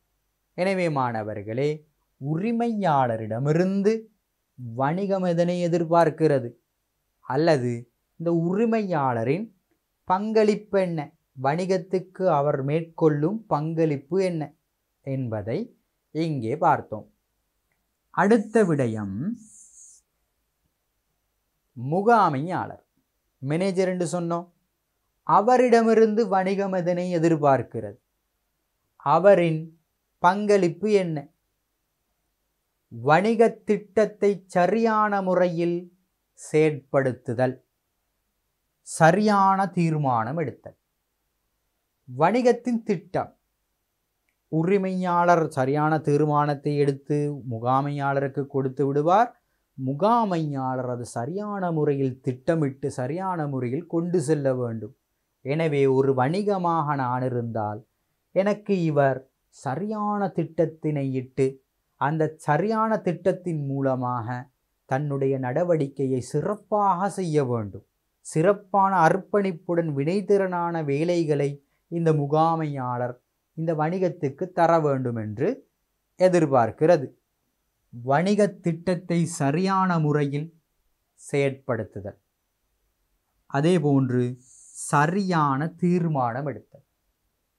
ஒரு முகாமையாளரை ஏன் நான் பதவிக்கு அமர்த்தினேன்? சரியான முறையில் தீர்மானம் எடுத்து அனைவரையும் சரியான முறையில் வழிகாட்டி சரியான முறையில் திட்டமிட்டு ஒழுங்கமைத்து நெறிப்படுத்தி கட்டுப்படுத்துவதற்காக முகாமையாளரை நான் வேலைக்கு அமர்த்தினேன். எனவே அந்த வேலையினை அவர் சரியாக செய்ய வேண்டும் என்பதை ஒரு வணிகமாக இருந்து நான் இவரிடமிருந்து எதிர்பார்க்கிறேன் அல்லவா? எனவே இலகுவாக சொல்லலாம். எனவே நாங்கள் முகாமை கருமங்கள் 4ஐயும் வைத்து சொல்லலாம். திட்டமிடுதல், ஒழுங்கமைத்தல், நெறிப்படுத்தல் மற்றும் கட்டுப்படுத்தல். இது மேலோட்டமாக நினைவில் வைத்துக் கொள்ளுங்கள். தரம் 11 தான் இதனை நாங்கள் விரிவாக பார்ப்போம். அடுத்த விடயம் ஊழியர்கள், உள்ளக தரப்பினர். இவரிடமிருந்து நான் வணிகம் என்ன எதிர்பார்க்கும் சொல்லுங்கள். இவருக்கு நாங்கள் சரியான சம்பளத்தை கொடுத்திருக்கிறோம், சரியான சலுகைகளை கொடுத்திருக்கிறோம், தொழில் பாதுகாப்பினை உறுதிப்படுத்தி இருக்கிறோம். எனவே இவர் எங்களுக்கு என்ன செய்ய வேண்டும் என்று கேட்டால், வழங்கப்பட்ட பொறுப்புகளை சரியான முறையில் இவர் செய்ய வேண்டும். நான் வழங்கப்பட்ட பொறுப்பு வேறொன்று, இவர் செய்த வேலை வேறொன்றாக இருந்தால் அவர் அந்த தொழிலில் ஈடுபடுவதில் பிரயோசனம் கிடையாது. எனவே வழங்கப்பட்ட பொறுப்புகளை சரியான முறையில் நிறைவேற்ற வேண்டும் என்பதை ஒரு வணிகமாக இருந்து ஊழியரிடம் நான் எதிர்பார்ப்பேன். அடுத்த விடயம் உழைப்பு திறனை அதிகரித்து கொள்ளல். உழைப்பு திறனை அதிகரித்து கொள்ளல் என்றால் என்ன? ஒரு ஊழியர் அவர் என்ன செய்கிறார்? ஒரு நாளைக்கு 100 பொருட்களை உற்பத்தி செய்கிறார். 100 பொருட்களை உற்பத்தி செய்கிறார். எனவே இவர் தன்னுடைய சிறப்பு தேர்ச்சி காரணமாக 2ஆம் நாள், 3ஆம் நாள், 1 மாதம், 6 மாதம், 1 வருடம் ஒரு வருடத்திற்கு பின்னர் குறைந்தது 150 பொருள் ஆவது அவர் உற்பத்தி செய்து வெளியிட வேண்டும் என்று எதிர்பார்க்கிறேன், உதாரணத்துக்கு. எனவே அவர் 100லிருந்து 150 வரையில் பொருட்களை உற்பத்தி செய்வதில் அவர் சிறப்பு தேர்ச்சி அடைந்துள்ளார். 50 பொருட்கள் கூடுதலாகவே உற்பத்தி செய்கிறார். எனவே அவர் தொழிலில் திறனை வினைத்திறனுடன் மேற்கொண்டு உற்பத்தியினை அதிகரிக்க வேண்டும். எனவேதான் அவர் பயனுள்ள ஒருவராக இருப்பார். அதே 100 பொருளில் அவர் இருந்தாராக இருந்தால் நாங்கள் அவரின் மூலம் அதிகளவான பயன்களை பெற்றுக்கொள்ள முடியாது. எனவே சம்பளம் அதிகமாக எதிர்பார்க்கிறார், சலுகைகளை எதிர்பார்க்கிறாராக இருந்தால் அவரின் செயற்பாடுகளும் அதிகமாக இருக்க வேண்டும், வினைத்திறனாக இருக்க வேண்டும் என்று ஒரு வணிகம் ஊழியரிடமிருந்து எதிர்பார்க்கிறது. எனவே மீண்டும் பார்ப்போம், ஊழியரிடம் வணிகம் எதிர்பார்க்கும் பங்களிப்புகள் என்ன? முதலாவது, வழங்கப்பட்ட பொறுப்புகளை சரியான முறையில் அவர் நிறைவேற்ற வேண்டும். மேலும் உழைப்பு திறனை, பங்களிப்பை, அர்ப்பணிப்பை அவர் அதிகரித்து கொள்ள வேண்டும் என்று சொல்லலாம். அடுத்த விடயம், வெளியக தரப்பினர் வழங்குனர் என்று சொல்லும். வெளியக தரப்பினரில் முதலாவது வழங்குனர்கள். வழங்குனர்கள் என்றால் அவர் மூலப்பொருட்களையோ சேவைகளையோ வழங்கிய நபர். தரமான மூலப்பொருட்களை வழங்குதல். நான் ஒரு வணிகம், வழங்குனருக்கு நான் பல்வேறு செயற்பாடுகளை தொடர்ச்சியாக கட்டளையிட்டு இருக்கின்றேன். எனவே அவரிடமிருந்து ஒரு வணிகம் எதனை எதிர்பார்க்கும்? தரமான மூலப்பொருட்களை எங்களுக்கு தர வேண்டும், தொடர்ச்சியாக தர வேண்டும், எனக்கு தேவையான நேரத்தில், உரிய நேரத்தில் அவர் அந்த மூலப்பொருட்களை எங்களுக்கு தர வேண்டும். எனவே தேவையான நேரத்திற்கு அந்த பொருள் இல்லாவிட்டால் அந்த செயற்பாட்டில் எங்களுக்கு பிரயோசனம் கிடையாது. இன்று தான் எனக்கு 100 பொருட்கள் தேவை என்றால் இன்று அவர் கொண்டு வந்து தர வேண்டும். அது 5 நாளைக்கு பின்னர் கிடைத்ததாக இருந்தால் அதன் மூலம் நான் விற்பனை செய்யவோ அதனை வைத்திருக்கவோ முடியாது. எனவே அவர் உரிய நேரத்தில் மூலப்பொருட்களை எங்களுக்கு தர வேண்டும். எனவே முதலாவது பார்ப்போம், தரமான மூலப்பொருட்களை எங்களுக்கு தர வேண்டும். அப்பொழுதுதான் வாடிக்கையாளர் எங்களுக்கு அதிகரிப்பார். இரண்டாவது, உரிய நேரத்தில், சரியான டைம், உரிய நேரத்தில் மூலப்பொருட்களை அவர் எங்களுக்கு தர வேண்டும் என்று ஒரு வணிகமாக இருந்து நான் வழங்குனரிடம் எதிர்பார்க்கிறேன். அடுத்த விடயம், இரண்டாவது விடயத்தை பார்ப்போம், அரசாங்கம். பிள்ளைகளா, உங்களுடைய புத்தகத்தில் வரையறுக்கப்பட்ட 5 விடயங்கள் தான் இங்கே தந்திருக்கிறார்கள்.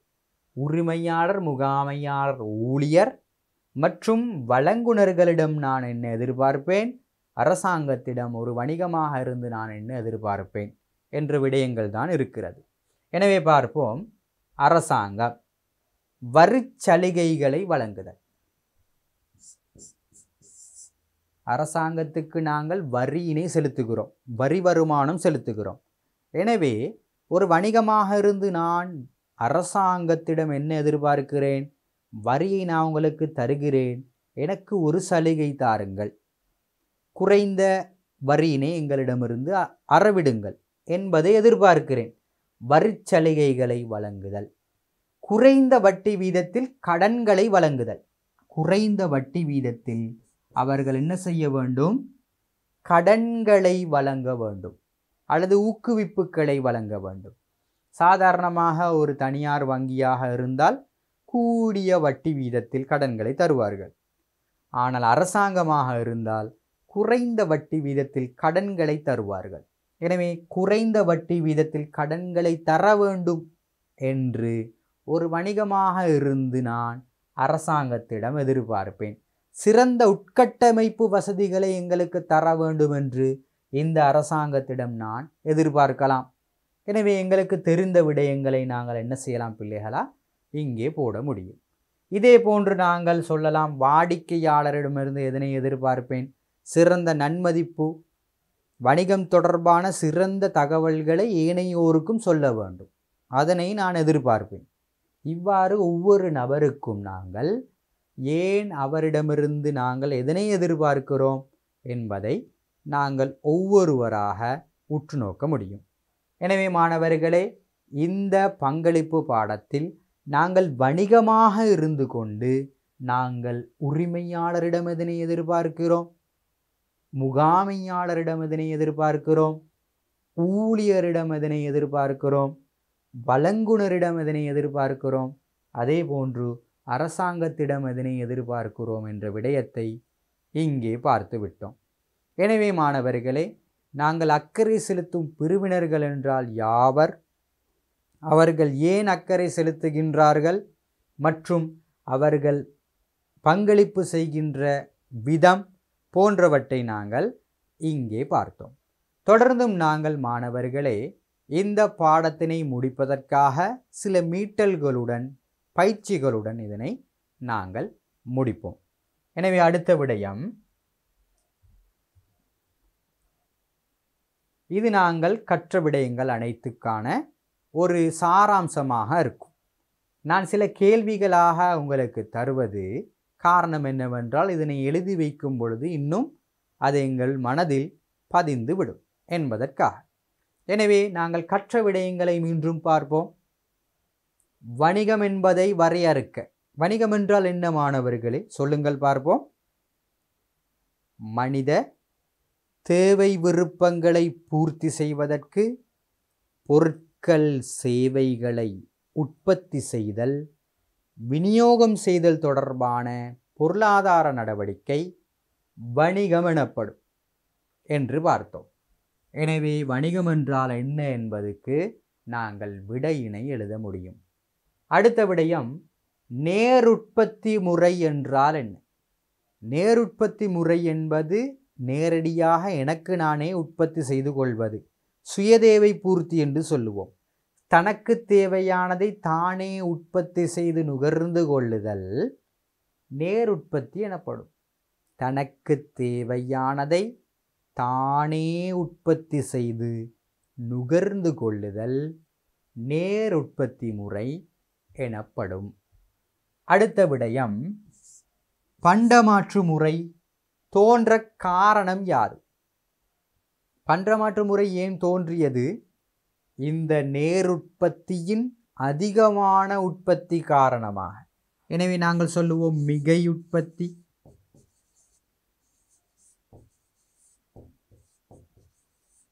மிகையுற்பத்தி காரணமாக இந்த பண்டமாற்று முறை தோன்றியது. அடுத்ததாக, பண்டமாற்று முறை என்றால் என்ன? பண்டத்துக்கு பண்டம் பரிமாறிக்கொள்ளுதல் அல்லது ஒரு பண்டத்தினை வழங்கி பிறிதொரு பண்டத்தினை பெற்றுக்கொள்ளுதல் பண்டமாற்று முறை எனப்படும். மாணவர்களே, பண்டமாற்று முறையின் வரையறைகளை பார்த்தோம். என்ன வரையறை? இரட்டை பொருந்துகையின்மை, பண்டங்களை காவிச் செல்ல முடியாது, அளவை செய்ய முடியாது, களஞ்சியப்படுத்த முடியாது என்ற காரணத்தினால் பண்டமாற்று முறை தோல்வியடைந்தது. குறைபாடுகள் வரையறைகள் என்று சொல்லலாம். அடுத்த விடயம், பணமுறைமை என்றால் என்ன? பணமுறைமை என்பது என்ன? பணமெனும் ஊடகம்.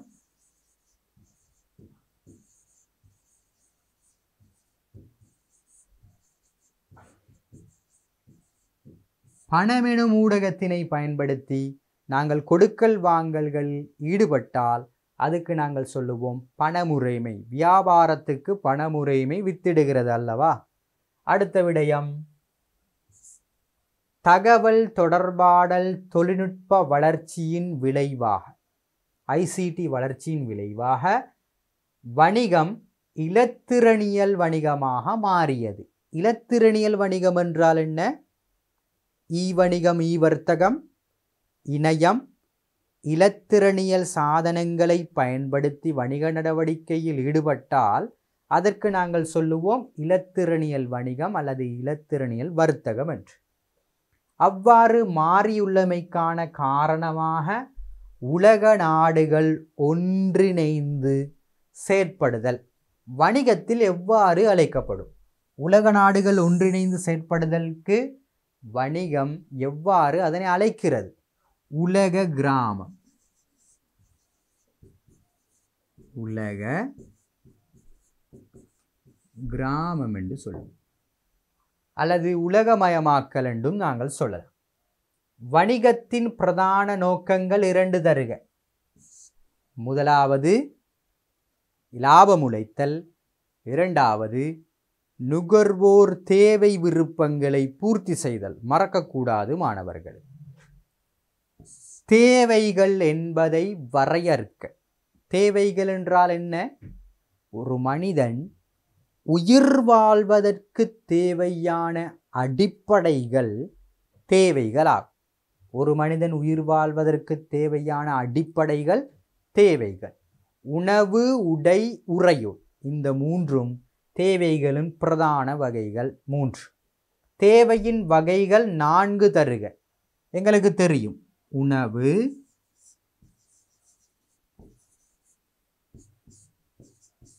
உடை, பின்னர் உறையுள் என்று சொல்லுவோம். அதன் பின்னர் நாங்கள் கல்வியை கொடுக்கலாம், பொழுதுபோக்கினை கொடுக்கலாம், சுகாதாரம், தொடர்பாடல், போக்குவரத்து, ஆரோக்கியம் என்பவற்றையும் நாங்கள் கொடுக்கலாம். எனவே மிக பிரதானமான 3ஐயும் ஏதேனும் ஒன்றையும் நாங்கள் எழுதி கொள்ளுவோம். அடுத்த விடயம், தேவையின் பண்புகள் 2 தருக. தேவை விருப்பத்தின் பண்புகள் அனைத்தையும் நாங்கள் பார்த்து விட்டோம். தேவையின் பண்புகள் 2. தேவைகள் அனைவருக்கும் பொதுவானது, தோற்றுவிக்க முடியாது, வரையறுக்கப்பட்டது போன்ற விடயங்களை நாங்கள் கொடுக்கலாம். 2 விடயத்தை மாத்திரம் கொடுத்தால் போதுமானது. விருப்பங்கள் என்பதை வரையறை செய்க. விருப்பங்கள் என்றால் என்ன? ஆமாணவர்களே, தேவைகள் நிறைவேற்றப்படும் பல்வேறு வழிமுறைகள். ஒவ்வொரு வழி இருக்கும். அந்த பல்வேறு வழிமுறைகளுக்கு சொல்லுவோம் விருப்பங்கள் என்று. எனவே விருப்பங்கள் என்பதை எழுதலாம். 13. தேவை விருப்பங்களை வேறுபடுத்துக. தேவை விருப்பங்களை பண்புகளின் அடிப்படையில் வேறுபடுத்தினோம்.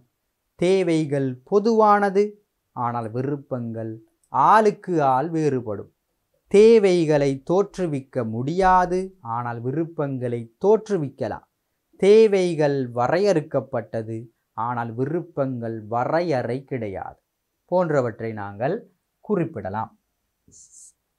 உற்பத்தி என்றால் என்ன? உற்பத்தி என்றால் என்ன? மூலப்பொருட்கள் முடிவு பொருட்களாக மாற்றப்படுதல், அல்லது நாங்கள் பொருட்கள் சேவைகளை சந்தைக்கு கொண்டு வருகின்றோமாக இருந்தால் அவைக்கு நாங்கள் சொல்லுவோம் உற்பத்திகள் என்று. எனவே மூலப்பொருட்களை முடிவு பொருளாக மாற்றி சந்தைக்கு கொண்டு வரலாம், அல்லது மனித தேவை விருப்பங்களை பூர்த்தி செய்வதற்காக சந்தைக்கு கொண்டு வரப்படும் எந்த ஒன்றும் உற்பத்தியாகும். மனித தேவை விருப்பங்களை பூர்த்தி செய்வதற்காக சந்தைக்கு கொண்டு வரப்படும் எந்த ஒன்றும் உற்பத்தியாகும். உற்பத்தியின் வகைகள் 2 தருக. பொருளுற்பத்தி வணிகம், சேவை உற்பத்தி வணிகம். உற்பத்தியின் வகைகள் என்பதனால் பொருள் சேவையை மட்டும் கொடுங்கள். எனவே கொடுப்போம் பொருள், பின்னர் சேவை என்று சொல்லலாம். பிரதான 2 பொருள். உற்பத்திகள். பொருள் தொட்டுணரலாம், கட்புலனாகும், பௌதீகத்தன்மை கொண்டது. சேவை தொட்டுணர முடியாது, கட்புலனாகாது மற்றும் அதனை பௌதீகத்தன்மை கிடையாது. பாருங்கள், பொருட்களின் பண்புகள் 3. தொட்டுணரலாம், கட்புலனாகும், பௌதீகத்தன்மை கொண்டது. சேவையின் பண்புகள் 3. மாற்றி எழுதலாம். தொட்டுணர முடியாது, கட்புலனாகாது, பௌதீகத்தன்மை கிடையாது. உற்பத்தியின் அடிப்படையில் வணிகங்களை எவ்வாறு வகைப்படுத்தலாம்? உற்பத்தியின் அடிப்படை பொருளுற்பத்தி வணிகம், சேவை உற்பத்தி வணிகம். எனவே பொருள் சேவையினை நாங்கள் எவ்வாறு வகைப்படுத்தினோமோ அதே போன்று பொருள் உற்பத்தி வணிகம், சேவை உற்பத்தி வணிகம். எனவே நன்றாக பாருங்கள், உற்பத்தியின் அடிப்படையில். எனவே பொருள் உற்பத்தி வணிகம், சேவை உற்பத்தி வணிகம். அடுத்த விடயம், உற்பத்தி காரணிகள் 4 தருக. நிலம், உழைப்பு, மூலதனம், முயற்சி. எனவே நிலம், உழைப்பு, மூலதனம், முயற்சியாண்மையை கொடுத்தால் உற்பத்தி காரணிகளாக இருக்கும். இயற்கையிலிருந்து கிடைக்கப்பெறும் எந்த ஒன்றையும் வணிகத்தில் எவ்வாறு அழைப்பீர்கள்? நிலம் என்று அழைப்போம். நிலம், இயற்கையிலிருந்து கிடைக்கப்பெறும் அனைத்தும் நிலம் என்று சொல்லுவோம். உழைப்பு என்பதை வரைவிலக்கணப்படுத்துக. உற்பத்திக்கு மனிதனால் வழங்கப்படுகின்ற உடல் உள ரீதியான பங்களிப்புக்கு நாங்கள் உழைப்பு என்று சொல்லுவோம். உற்பத்திக்கு தான் உதவி செய்வார். உற்பத்திக்கு மனிதனால் வழங்கப்படும் உடல் உள ரீதியான பங்களிப்பு உழைப்பு எனப்படும். எனவே அடுத்த விடயத்துக்கு செல்வோம். மூலதனம் என்பதை வரையறுக்க. உற்பத்திக்கு மனிதனால் உருவாக்கப்பட்டு ஈடுபடுத்தப்பட்ட வளம். எனவே அதுக்கு உதாரணமாக நாங்கள் பணம் சொல்லலாம், வாகனங்கள் சொல்லலாம், இயந்திரங்கள் சொல்லலாம். உதாரணமாக எனவே நாங்கள் மூலதனம் என்றால் என்ன? உற்பத்திக்கு மனிதனால் உருவாக்கி ஈடுபடுத்தப்பட்ட வளங்கள். முயற்சி என்றால் என்ன?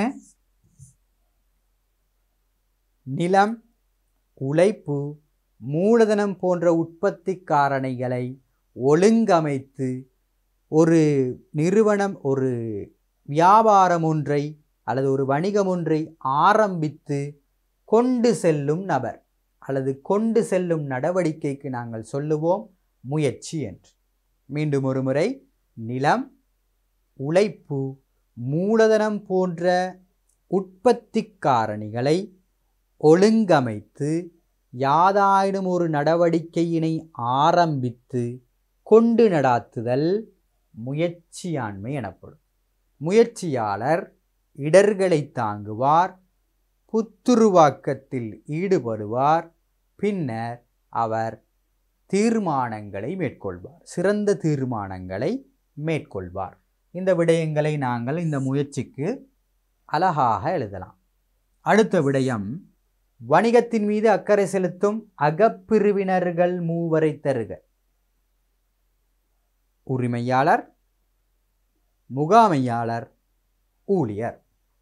அடுத்த விடயம், வணிகத்தில் உற்பத்தி செய்யப்படும் பொருளுக்கு சமமான உற்பத்தியினை மேற்கொள்ளும் வேறொரு நபர் எவ்வாறு நாங்கள் வணிகத்தில் அழைப்போம்? போட்டியாளர்.